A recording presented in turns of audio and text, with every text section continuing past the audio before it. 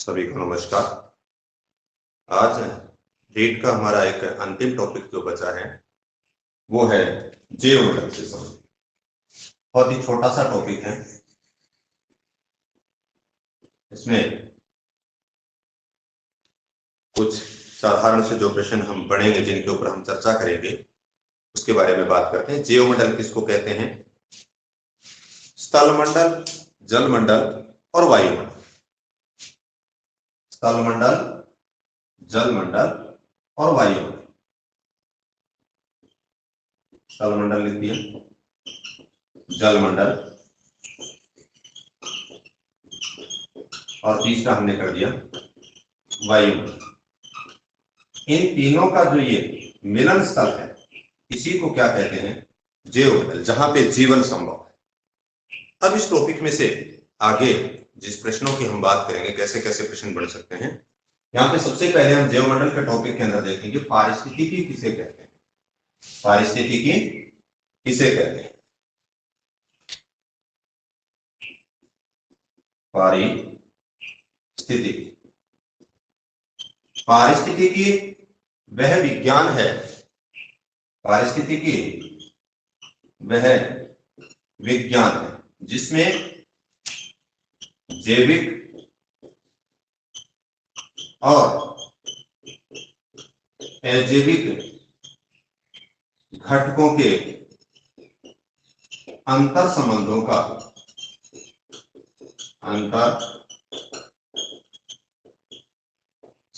अध्ययन किया जाता है। एक बात तो ये ध्यान।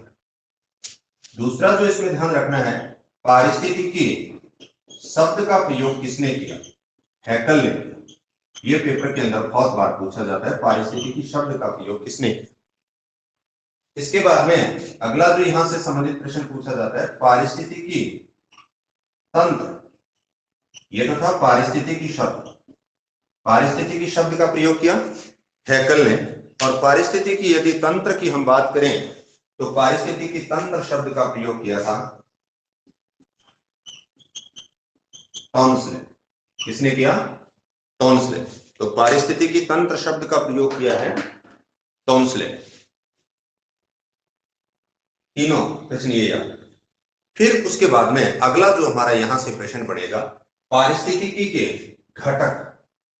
पारिस्थितिकी के घटक, पारिस्थितिकी के 3 घटक होते हैं प्रमुख है। ये भी पेपर के अंदर पूछ लिया जाता है कि कौन कौन से घटक होते हैं। तो घटकों की बात करते हो,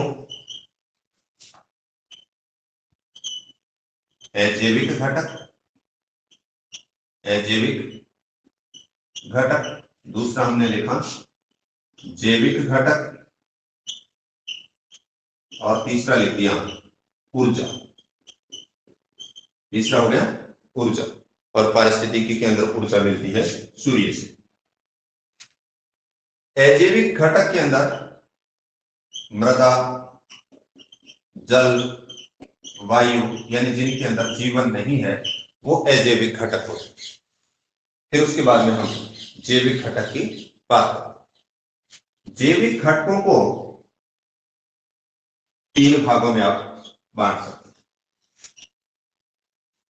एक होते हैं इसके अंदर उत्पादक, उत्पादक यानी जो स्वयं अपना भोजन बनाते हैं। उत्पादक स्वयं अपना भोजन बनाते हैं। इनको उत्पादक को स्वपोषी भी कहते हैं। दूसरा हम जैविक घटक के अंदर लिखेंगे उपभोक्ता। उपभोक्ता ये प्रकोष्ठी होते हैं, यानी अपना भोजन स्वयं नहीं बनाते हैं, और जो प्राथमिक ये जो उत्पादक हैं, इनके ऊपर ये डिपेंड रहते हैं अपने भोजन के लिए, जो उपभोक्ता है। और तीसरा इसके अंदर आते हैं अपघटक। अपघटक। तो सबसे पहले यानी आपके सामने क्या प्रश्न हो सकता है? निम्नलिखित में से स्वपोषी है, उत्पादक है, ऐसा प्रश्न हो सकता है। यानी जो सूर्य के प्रकाश से, प्रकाश रासायनिक क्रिया से अभिक्रिया करके जो अपना भोजन स्वयं बनाते हैं, जैसे पेड़ पौधे, घास, वनस्पति, ये जो सारी चीजें होती हैं वो सूर्य के प्रकाश के माध्यम से क्रिया करके स्वयं प्रकाश संश्लेषण की क्रिया के माध्यम से स्वयं भोजन करते हैं। यानी इनको किसी दूसरे के ऊपर डिपेंड रहना नहीं होता, इसलिए इनको स्वपोषी कह देते हैं। तो आप कह देते हो पेड़ पौधे और वनस्पति इसके अंदर आते हैं। प्रश्न पूछ लिया जाता है निम्नलिखित में से स्वपोषी।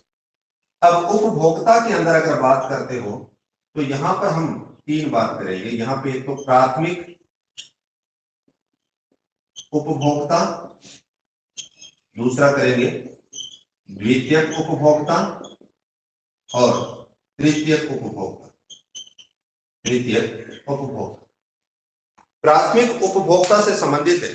क्या हो सकता है? प्राथमिक उपभोक्ता वो होते हैं, ये सारे ही प्रपोषी हैं यानी इनके ऊपर डिपेंड होते हैं। प्राथमिक उपभोक्ता वो होते हैं जो इनसे स्वपोषी से अपना भोजन सीधा ग्रहण करते हैं। जैसे घास फूस या पेड़ पौधों की पत्तियां खा करके जो अपना भोजन स्वयं बना लेते हैं वो क्या कहलाते हैं? प्राथमिक उपभोक्ता कहलाते हैं। जैसे भेड़, बकरी, खरगोश, हिरण, ये सारे किसमें आते हैं? प्राथमिक उपभोक्ता के अंदर आते हैं, जो शाकाहारी होते हैं। जो क्या होते हैं?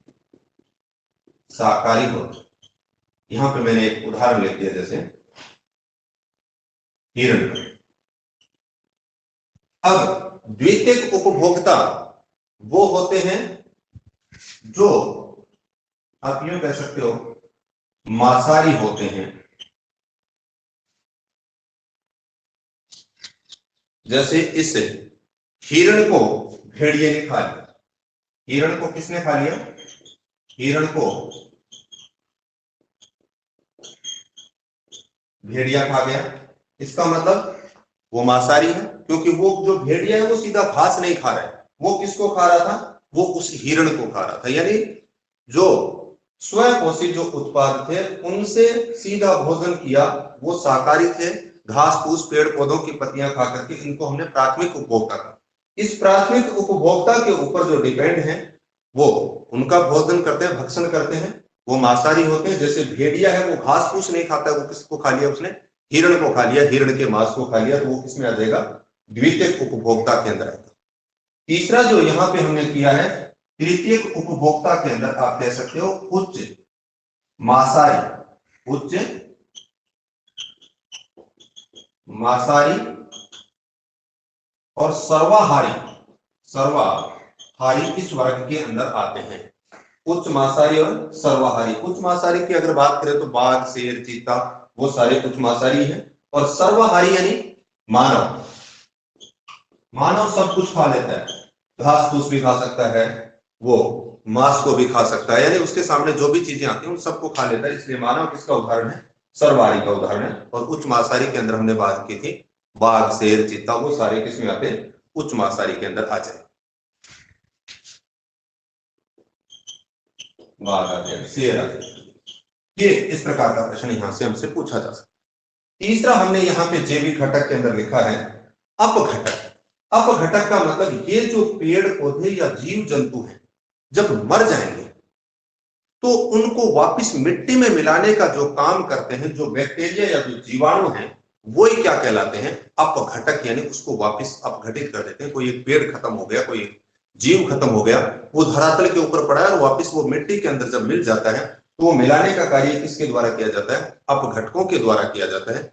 यानी अपघटक वे जीवाणु या बैक्टीरिया, वे जीव हैं जो मृत पेड़ पौधों या जीवों को वापस मृदा के अंदर मिला देते हैं। क्या कहलाते हैं? अपघटक। एक बार इसका स्क्रीनशॉट ले लीजिए। तीसरी जो हम बात कर रहे हैं जैविक घटक, अजैविक घटक, जैविक घटक, और तीसरा हमने लिखा है ऊर्जा। इससे संबंधित यहाँ ये हमारा इंपॉर्टेंट पार्ट है। इससे संबंधित यानी प्रश्न जैविक घटकों वाला है, इससे संबंधित हो सकता है। अजैविक घटकों के भी उदाहरण हमसे पूछे जा सकते हैं। तीसरा ऊर्जा से संबंधित हमारे दो प्रश्न पढ़ेंगे। ऊर्जा से संबंधित हमारे दो प्रश्न पढ़ेंगे और दो प्रश्न हमें कौन कौन से याद रखने हैं? एक तो ये याद रखना है कि ऊर्जा का जो प्रवाह होता है, क्योंकि पारिस्थितिकी में ऊर्जा के रूप में कौन है? सूर्य। यानी पारिस्थितिकी का जो संचालन हो रहा है, जो ऊर्जा है वो किससे मिल रही है? सूर्य से मिल रही है, सूर्य के प्रकाश से। अब ये ऊर्जा आपको कई बार वो दे देता है कि एक दिशीय होती है, द्विदिशीय होती है या चक्रीय रूप में होती है। तो ये ऊर्जा एक दिशीय होती है। एक दिशीय का मतलब एक ही दिशा के अंदर सूर्य से जो प्रकाश आया है वो वापस जाकर के सूर्य में नहीं मिलता है, यानी आगे से आगे यहीं पे चल रहा है, तो एक दिशा होता है। ऊर्जा का प्रवाह है, ऊर्जा प्रवाह है एक दिशी, ऊर्जा का प्रवाह है एक दिशीय, मतलब एक दिशा की तरफ हो रहा है।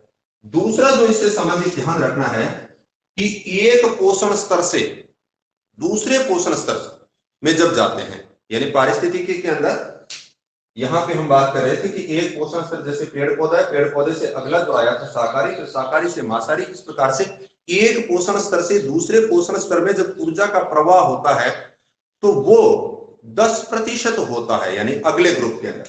तो ऊर्जा प्रवाह है कितने प्रतिशत? 10% के अनुपात में होता है पोषण स्तर।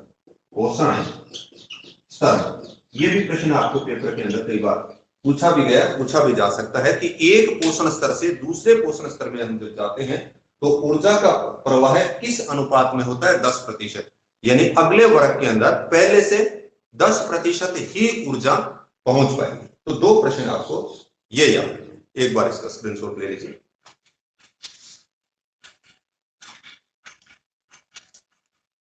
फिर उसके बाद में पारिस्थितिकी के बाद में हम जिसकी बात करेंगे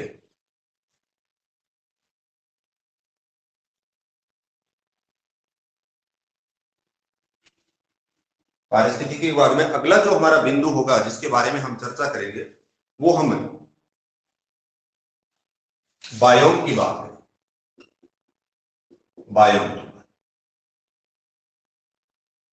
बायोम किसे कहते हैं? जो समस्त आप यूं कह सकते हो वनस्पति और प्राणियों का जो सम्मिलित रूप होता है, सम्मिलित रूप से जो सर्जित पारिस्थितिकी होगी। बायोम वनस्पति प्लस जो प्राणियों के सम्मिलित रूप से जो सर्जित पारिस्थितिकी होती है उसे बायोम कहते हैं। प्रश्न पूछा जा सकता है बायोम किसे कहते हैं, यानी बायोम के अंदर सारी चीजें आ गई, वनस्पति भी आ गई और प्राणी आ गई। वनस्पति और प्राणियों के सम्मिलित रूप से जो पारिस्थितिकी बनती है उसी को क्या कहते हैं? बायोम कहते हैं। अब ये जो बायोम है उससे संबंधित बायोम स्थलीय और जलीय। बायोम की अगर बात करते हो तो स्थल के ऊपर पाया जाता है उसको स्थलीय बायोम कह दिया, और जल के ऊपर पाया जाता है उसको हमने जलीय बायोम कह दिया। स्थलीय बायोम और दूसरा जलीय बायोम। स्थलीय बायोम और जलीय बायोम से संबंधित है। स्थलीय बायोमों के अंदर अगर आप देखते हो वन बायोम, फिर उसके बाद में वन बायोम के बाद हम कह देंगे घास बायोम और टुंड्रा बायोम।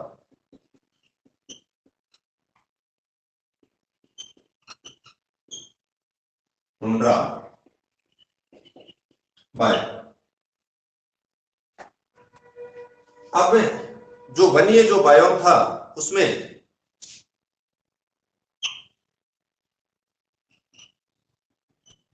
विश्वत रेखीय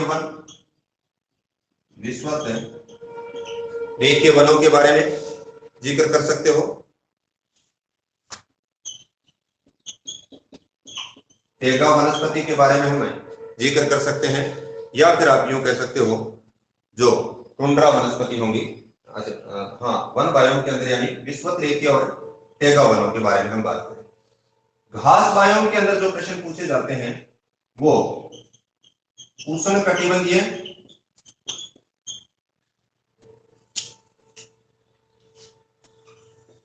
घासों से संबंधित और शीतोष्ण कटिबंधीय घासों से संबंधित। यहां जो बाकी आपको इस प्रकार से कोई नहीं पूछेगा कि जलीय स्थलीय बायोम कौन सा है, जलीय बायोम कौन सा है, लेकिन यहाँ जो आपके सामने जो प्रश्न हो सकते हैं पेपर के अंदर, एक तो घास बायोम से संबंधित हो सकता है, और घास बायोम में भी खासतौर से उष्ण कटिबंधीय और शीतोष्ण कटिबंधीय घासों के बारे में प्रश्न पूछे जाते हैं। और दूसरा विषुवत रेखे जो वन है उनसे संबंधित आपके सामने एक प्रश्न हो सकता है। तो विषुवत रेखे वनों की बात करें तो विषुवत रेखे क्षेत्र के अंदर तापमान और वर्षा अधिक होती है, और इस क्षेत्र के अंदर जो वृक्ष पाए जाते हैं, जो वनस्पति जो वन पाए जाते हैं वो अत्यधिक सघन और लंबे होते हैं, और इस क्षेत्र के अंदर जैव विविधता सबसे ज्यादा पाई जाती है विषुवत रेखे क्षेत्रों के अंदर। अब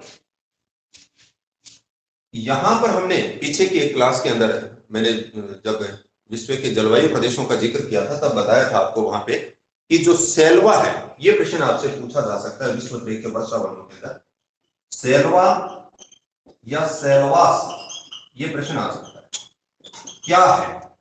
तब मैंने आपको बताया था कि दक्षिणी अमेरिका की जो अमेजन नदी है, अमेजन क्षेत्र के अंदर पाए जाने वाले जो वर्षा वन होते हैं उनको सेल्वा या सेल्वास कहते हैं। तो एक तो आपको ये ध्यान रखना है। यहां पर उस समय हमने घास बायोम से संबंधित, यानी जब सवाना जलवायु प्रदेश की बात की थी, वहां पर हमने उष्ण कटिबंधीय घासों का जिक्र किया था। अब घास के अंदर यानी दोनों प्रकार के घासों का जिक्र करेंगे, उष्ण कटिबंधीय घास प्रदेश और शीतोष्ण कटिबंधीय घास प्रदेश। ये बहुत ही महत्वपूर्ण प्रश्न है।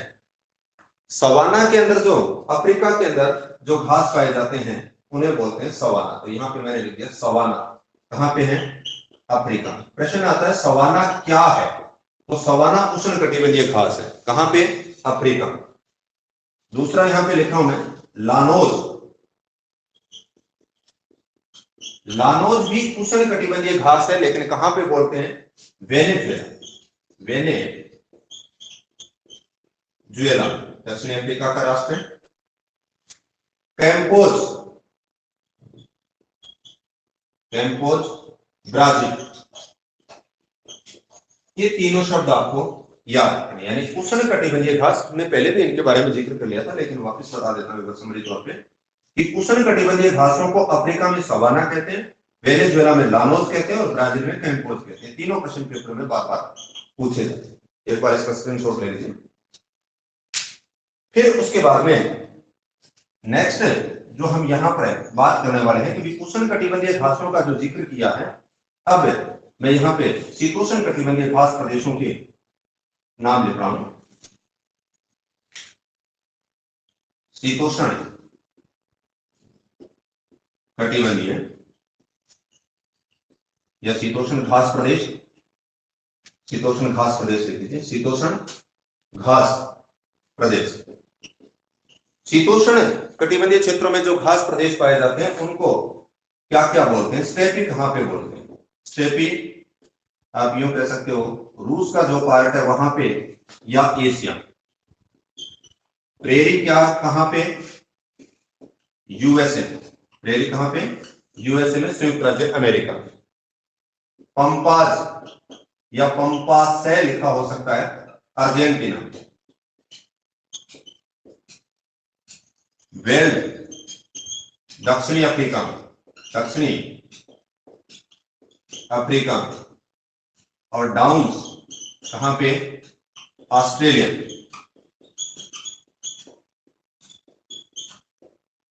ये पांचों शब्द ही बहुत महत्वपूर्ण है कि अगर हम बात करें उष्ण कटिबंधीय घासों के नाम कर लिए, उसी प्रकार से शीतोष्ण कटिबंधीय जो घास हैं उनको अलग अलग क्षेत्रों के अंदर अलग अलग नाम से पुकारा जाता है। प्रश्न आपके सामने सीधा ही दिया जा सकता है, प्रेरी क्या है, उष्ण कटिबंधीय घास है, शीतोष्ण कटिबंधीय घास है, विषुवत रेखीय वर्षा वन है, तो प्रेरी क्या है, शीतोष्ण कटिबंधीय घास है।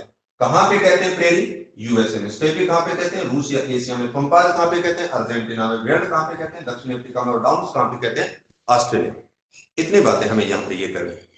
फिर एक छोटी सी बात इस टॉपिक के अंदर हम और करेंगे, इसका स्क्रीनशॉट लेना है।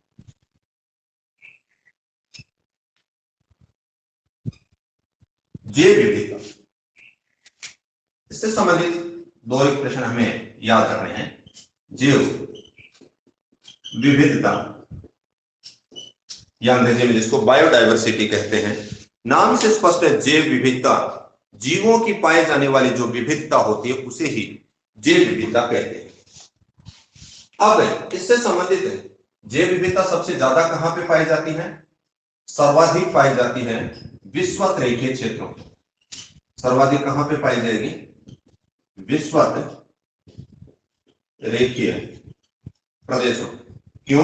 क्योंकि विषुवत रेखीय प्रदेशों के अंदर हमने कहा था तापमान और वर्षा दोनों ही अधिक होती है, और तापमान और वर्षा दोनों अधिक होने के कारण जीव व वनस्पतियों के लिए आदर्श दशाएं होती हैं। इसलिए सर्वाधिक जैव विविधता पाई जाती है विषुवत रेखीय क्षेत्रों में। भारत में सबसे अधिक जैव विविधता पाई जाती है पश्चिमी घाट। अब इस जैव विविधता का हम देख रहे हैं कि विगत कुछ वर्षों के अंदर अत्यधिक हानि हो रही है, यानी मनुष्य के द्वारा बड़े स्तर पर पेड़ पौधों और जीवों को खत्म किया जा रहा है, जिसके कारण बहुत सारी जो प्रजातियां हैं वो विलुप्त होने के कगार पे हैं।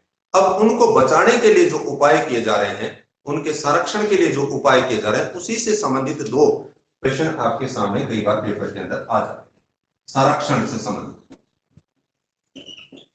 से संबंधित दो तरीके अपनाए जाते हैं। एक होता है स्वस्थानीय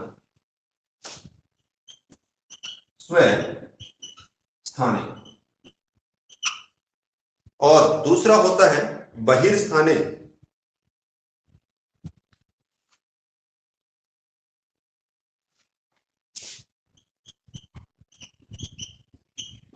स्वस्थानीय या इन सिटू जिसको कहते हैं, और दूसरा होता है बाह्य स्थानीय जिसको एक्स सीटू कहते हैं। अब प्रश्न वहां पे कैसे होता है? इन सीटू के उदाहरण कौन से हैं और एक्स सीटू के उदाहरण कौन से हैं, कई बार दे देता है। स्वस्थानीय मतलब जो जीव जंतु खत्म हो रहे हैं उनको उसी स्थान पर प्राकृतिक वातावरण उपलब्ध करवाया जाए।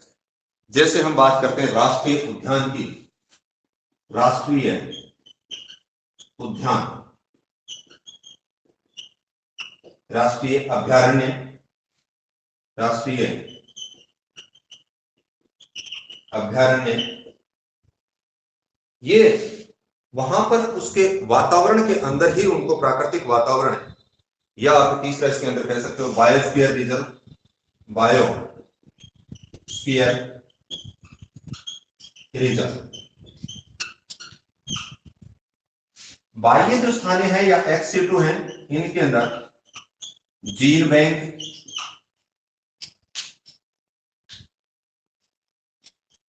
बीज बैंक, जीन बैंक कह सकते हो, बीज बैंक कह सकते हो, जंतुआलय कह सकते हो, चिड़ियाघर, यानी इनको किसी दूसरी जगह के ऊपर कृत्रिम वातावरण उपलब्ध करवाया जाता है ताकि उनको संरक्षित किया जाए।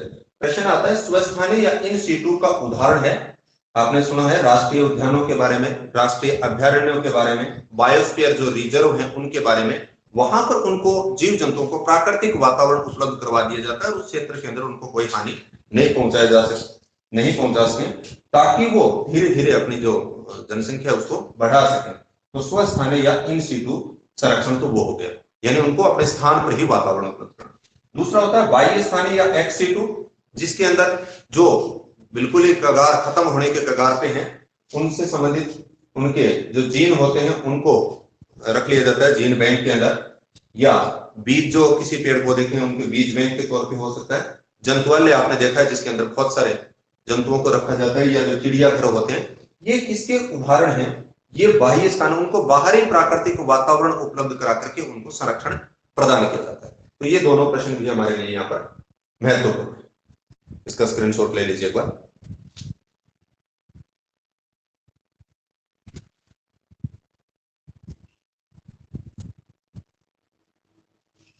अब अगला एक छोटा सा एक प्रश्न और हम इसके अंदर करेंगे, नाम आता है जैव भू रासायनिक चक्र। जैव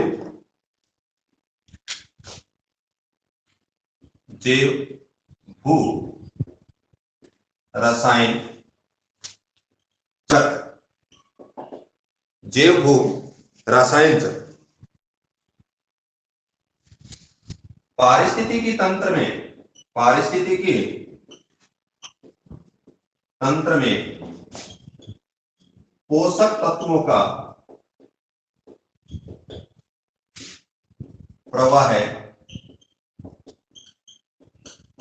निर्धारित होता है, उसे ही क्या बोलते हैं, जैव भू रासायनिक चक्र कहते हैं। अब इसके कौन कौन से उदाहरण हैं? ऑक्सीजन चक्र, ऑक्सीजन चक्र, नाइट्रोजन चक्र, कार्बन चक्र,